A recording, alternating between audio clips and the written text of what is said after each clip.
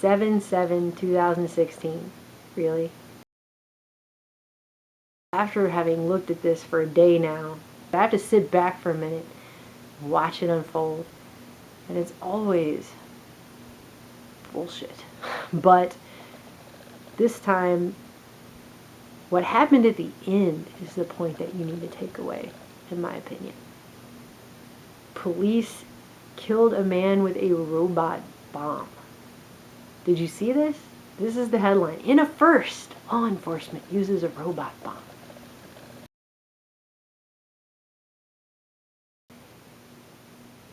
We live in a Terminator movie, if that's true. If they actually sent a robot with a bomb to blow someone up, first of all, you wouldn't do that, okay, in this situation in reality, because at the time that they're having a standoff with this guy and they're shooting back and forth, I even caught one stream that I did record, and the guy's talking about how they could already have taken him if they wanted to. They had a tank. They could have him if they wanted him. He's got no hostages, and they've got an armored vehicle. This could have been over. This is how much care they're taking to try and take him alive. For the intelligence reasons that Tim discussed, and so that it dispels some of the myth that all police are trying to kill people. But they were trying to take him alive, which only makes sense to try and take him alive, because there may be other snipers, like they said. I mean, they were reporting all night long that there was triangulated gunfire coming from multiple higher vantage points. They had all these other suspects. The guy himself was claiming he had put IEDs in various other places. I mean, this is somebody you would want to keep alive if you could, because you would want to know where those IEDs were, and if there are any other snipers they need to be looking at, or any other suspects. At what moment did they say, now's the time we rig an explosive device to a robot and blow someone up? But after a big, long, protracted standoff that went hours into the morning, they just decided, well, this is going nowhere. I guess we'll send in the robot with the bomb and just blow the guy up. When they could have sent in a robot with some kind of gas that knocks him out, and then taken him alive, and then they could have questioned him for that intel, which only makes sense to do. Sending in the robot bomb makes no sense unless you want a very sensational situation in which most of the public will go along with it being okay for police to kill people with robot bombs. For a while, what they were reporting was that the sniper killed himself and died from a self-inflicted wound after the standoff. And that was splashed all over social media. It was splashed all over the television. This is what they were telling people. And I think what happened was, since they already had all their other agendas going on with this, with the race war, race baiting stuff, with the gun control stuff, there has been a vicious, calculated, and despicable attack on law enforcement. We also know that when people are armed with powerful weapons, unfortunately it makes attacks like these more deadly. Police looking really bad, so if you have a shooting of police, then you're flipping the script on that.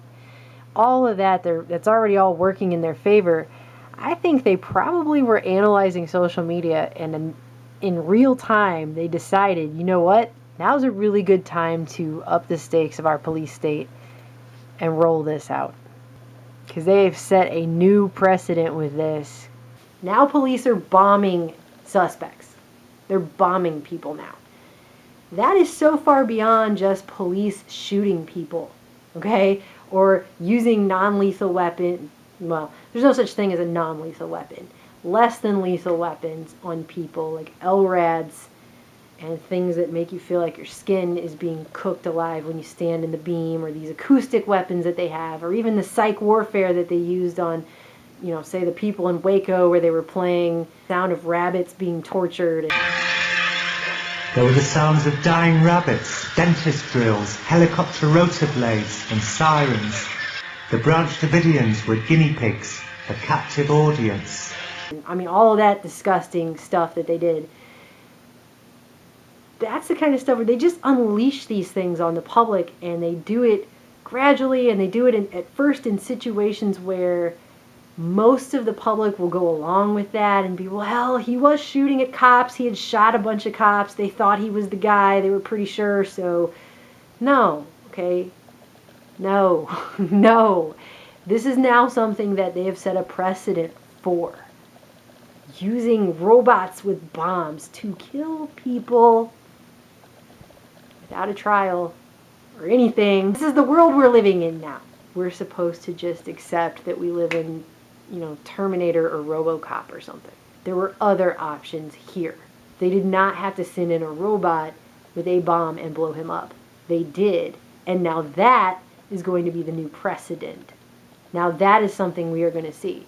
It's kind of like if you remember the Dorner case out in California, they had talked about hitting him with a drone. They talked about doing that. They did not end up doing that because I think they figured out that the public outcry for that would have been very high. Right now what you have is dead cops, dead cops, dead cops, Black Lives Matter, White Lives Matter, racial division, gun control agenda, and everyone is looking in all these different directions, and they're completely missing the fact that now what our police state is telling us as citizens of America is that if we're in a situation, there's not even going to be due process at all. They will send in a robot with a bomb and they will blow you up.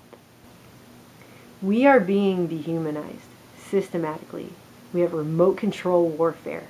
And that remote control warfare has now been brought into American streets to be used on American citizens.